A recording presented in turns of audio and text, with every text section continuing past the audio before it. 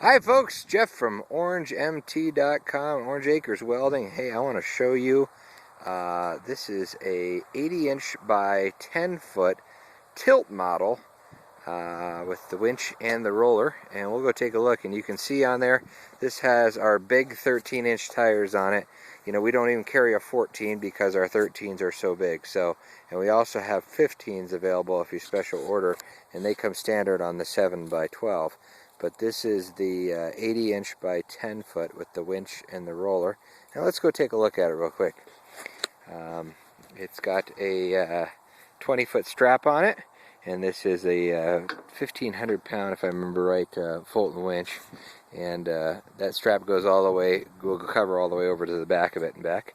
It's got a 2-inch coupler, and tongue is 3/16 tube steel, and we use 3/16. Everybody else is using 1/8 inch. Ours is 50% thicker, and if you know anything about engineering, that doesn't mean that it's 50% stronger. It means it's 300% stronger because it's being that thick of steel. Also gives it a great base for this winch mast to roll off of, and as you can see, it's got a washer there.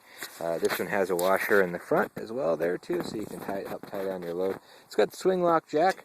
Pull the swing lock, roll that down, you can turn the wheel and jack the trailer off your hitch if you want to. Just depends on the height of your hitch. Now, if you have a great big truck, it might not be high enough to clear it, but they're not that heavy. You can pull it anyway. You pull this pin here, and they're kind of tight because it's new still. And this is a tilt model, so if you want to tilt, you can tilt and winch your raft onto there. So. And the winch heights vary. This one's got a little bit of a shorter winch height, but it's still going to clear over the top of the trailer. But some of them have a taller one as well, so you can ask if you want real particular about winch height as well.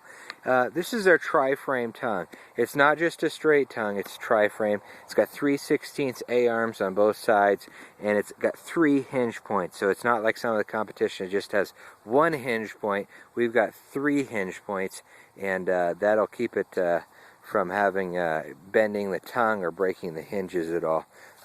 And of course, you can just winch your boat right up onto there if you like to. We also sell these in the fixed tongue model, which is a welded down tongue as well. What's the difference? Well, it doesn't matter too much, so it just depends on how you want to load your boat. If you use the fixed tongue model, you might want to build a special rope for your raft that goes and undersling your raft and go from the bottom side of your raft, and build like a Y rope so it goes under your raft, hooks onto your frame both sides. Or you can use the D-ring, just depends on how heavy your raft is. Underneath the trailer here, we've got a Dexter Easy Lube axle. Inside this hub, you pry this cap off, and inside there is a grease zerk that's mounted on the axle itself, not on the hub. And that goes to a back channel and lubes the back bearing. So the Easy Lube axle is it's not a buddy bearing. It's a factory Dexter patented Easy Lube axle, and they're made in Kansas City. It's not a cheap Chinese one. So it's a 3,500-pound GVW, and you say, well, that's an overkill. My raft doesn't weigh that much. I can make do with the 2,000-pound. Well, the 3,500-pound has a bigger race and a bigger bearing in it, and it's only a few dollars more, and that's why we use it. Everybody else is going how they can build a trailer cheaper. We look at how we can build the trailer the best so you don't have problems down the road. And that's why we also use steel belted radial tires. So these are a steel belted radial. They're not a bias ply. They don't. They have steel belts and polyester bands. The bias ply just have polyester bands. And the problem with those is they have separations in the tires, and I really don't have any problems with these steel belted radials. So that's what we're really happy to have those. It's got a 3-inch channel subframe, and that's channel steel, and a 2-inch angle 10-foot frame on top. If you go to the 12-foot, it comes with 3-inch channel on the top.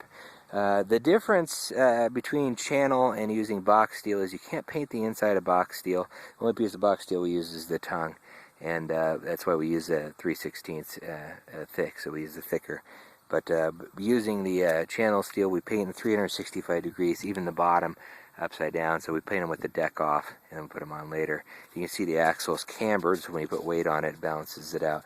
But you probably don't have to worry about that with a raft. New for 2015, we have these extra loops added underneath on the subframe, and that's so you can tie those with ratchet straps down to your raft, because a lot of people are using ratchet straps which are a little bit longer, and they don't want to use their stake pockets on the side to tie down to, so they like having the under bolts there.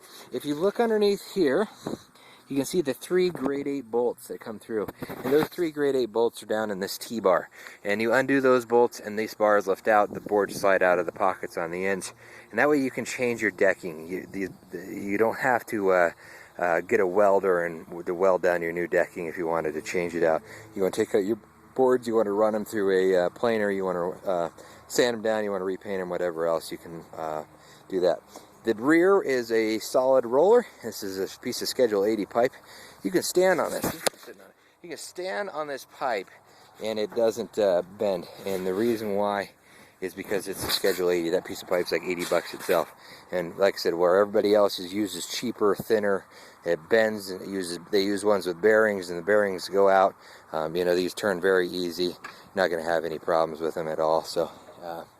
And that's why you could also undo the nuts if you wanted to take it off. In the back we have boxed in tail lights.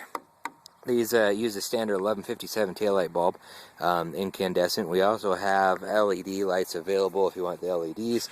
Problem with the LEDs, if they get any water inside, they break, and that's the problem with the LEDs. The incandescents can take a little water inside and doesn't hurt nothing. If you blow a bulb out on this, it's about 99 cents for a bulb, maybe $2 for a bulb.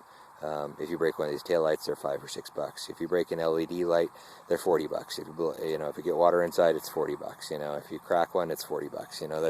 That's the deal. That's why we use the standard incandescent lights. And we also have the front marker lights on, which some of our competition doesn't put those on either. So, if you're interested in one of these, you want us to have us build you one, give us a call at 370-546. It's 406 area code Montana 370-5466. And let us know, and we can get you one of these built, and hopefully before the season starts. And see our website for current pricing at orangemt.com. You can also find us on Facebook too, at Facebook/OrangeMT, I think. I think it's OrangeMT.com. No, it's OrangeMT. I don't remember. But anyway, thanks for tuning in. And if you want to check out our website, orangemt.com, to see the other videos of the 7x12 and the fixed tongues. And also we sell car dollies and other stuff that you need to. So thanks for tuning in.